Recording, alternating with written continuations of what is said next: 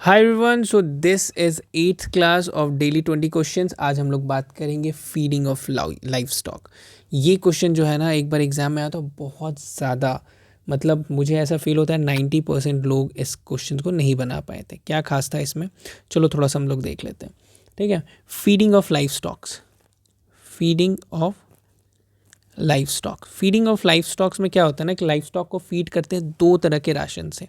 ठीक है, एक होता है मेंटेन राशन, मेंटेन राशन। ठीक है, और एक होता है प्रोडक्शन राशन, प्रोडक्शन राशन। ठीक है, ये मेंटेन राशन कैसे एनिमल के लिए होता है? नॉन प्रोड्यूसिंग एनिमल, जो दूध नहीं दे रहे हैं या जिनके बेबीज नहीं होने वाले हैं उनके लिए।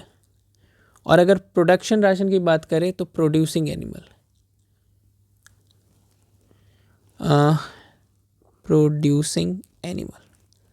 ठीक है, अब ये क्वेश्चन क्या रहता है कि क्वेश्चन आया था कि डीसीपी या टीडीएन कितना देते हैं। ठीक है, तो अभी हम लोग बात करेंगे मेंटेन राशन में डीसीपी और टीडीएन का।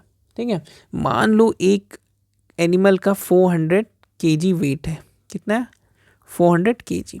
तो 400 केजी के लिए हम लोग डीसीपी और टीडीएन कितना देंगे? डीसीपी कितना देंगे? 0.254 केजी, और टीडीएन की बात करें तो 3 केजी। ठीक है, उसके बाद हम लोग बात करेंगे, ये क्या हो गया, डीसीपी और टीडीएन की बात।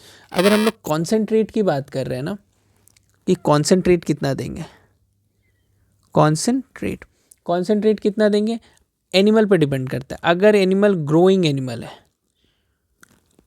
ग्रोइंग एनिमल है, तो आपको हम लोग कितना देंगे? 2.2 से 3 केजी। ठीक है, अगर वो एनिमल प्रेग्नेंट है, प्रेग्नेंट एनिमल, तो उसमें कितना देंगे? 1 से 2 केजी। फिर अगर वो ब्रीडिंग बुल है, ब्रीडिंग बुल है, तो ब्रीडिंग बुल में कितना देंगे? 1 से 2 केजी। वर्किंग बुलक से, वर्किंग बुलक, तो कितना देंगे? 1.5 से 2 केजी। ठीक है, ये चीज़ आपको ध्यान में रखना, ये बहुत इंपॉर्टेंट है, बहुत ज़्यादा इंपॉर्टेंट। फिर हम लोग प्रोडक्शन राशन की बात करेंगे। प्रोडक्शन राशन में हम लोग देखेंगे कि काऊ को कितना देंगे और बफेलो को कितना देंगे, दोनों का अलग रहता है। तो काऊ का अगर हम लोग बोलते हैं ना, तो प्रोडक्शन राशन में अगर हम लोग ये जो मिल्च काऊ, जो गाय दूध दे रही है, उसमें हम लोग कितना देंगे? अगर गाय 3 केजी मिल्क दे रही है ना, 3 केजी मिल्क दे रही है, तो हम लोग देंगे 1 केजी ग्रेन। ठीक है, प्लस प्लस 1 केजी कॉन्सेंट्रेट। ठीक है, ओके। और यही काम अगर हम लोग बफेलो में करेंगे, तो अगर बफेलो 2.5 केजी मिल्क दे रही है ना, तो उसके लिए हम लोग कितना देंगे? उसके लिए हम लोग देंगे 1.5 केजी कॉन्सेंट्रेट। ठीक है, प्लस मेंटेनेंस राशन के लिए 1.5 केजी कॉन्सेंट्रेट। ठीक है, यहाँ पे कॉन्सेंट्रेट देंगे, और ये जो होगा ये मेंटेनेंस राशन के लिए होगा। ठीक है, और ये भी जो 1.5 केजी है, ये मेंटेनेंस राशन होगा। ठीक है, तो ये पूरा स्टैट्स को बढ़िया से याद रखना, ये बहुत इंपॉर्टेंट है। फिर देखो ब्रीडिंग सिस्टम अच्छे से पढ़ लेना, बहुत आराम से पढ़ लेना breeding system. I think 99% of student ने ब्रीडिंग सिस्टम ज़रूर पढ़ लिया होगा। ठीक है, फिर हम लोग एक और चीज़ देख लेना कि डी हॉर्निंग। डी हॉर्निंग जो होता है ना, वो कितने दिनों में होता है? तो 10 से 15 डेज ओल्ड एनिमल्स में डी हॉर्निंग होता है। डी हॉर्निंग की बात हो गई, तो एक और चीज़ है कैस्ट्रेटिंग।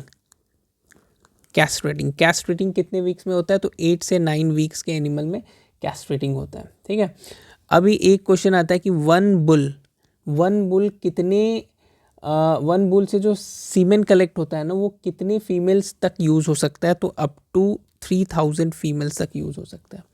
ठीक है, अप टू 3000 फीमेल्स तक यूज़ हो सकता है। ओके, फिर एक इम्पॉर्टेंट चीज़ें आती हैं, common disease, common disease of cattle, common disease of cattle. Cattle के कॉमन डिजीज़ की बात करें, अगर हम लोग बैक्टीरिया के कॉमन डिजीज़ को बात करते हैं ना, तो बैक्टीरिया डिजीज़ कौन होता है? एंथ्रेक्स, टीबी ट्यूबरकुलोसिस, ठीक है, बीक्यू ब्लैक क्वार्टर, और मैस्टिसिस।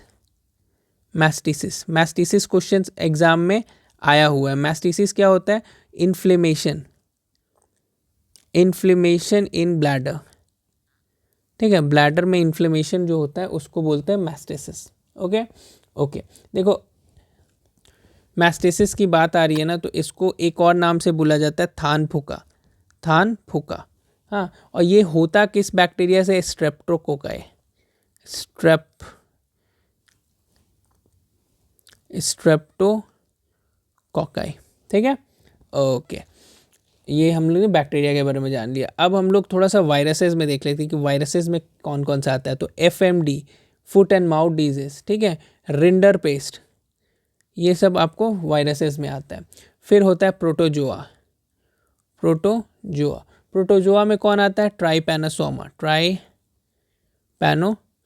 ट्राइपैनोसोमा है। फिर आता है फंगस, फंगस में कौन आता है, फंगस में आता है रिंगवॉर्म, फंगस में आता है रिंगवॉर्म। ओके, तो इट्स वेरी इंपॉर्टेंट, इसको ज़रूर अच्छे से देख लेना। चलो थैंक यू, नेक्स्ट वीडियो में मिलते हैं।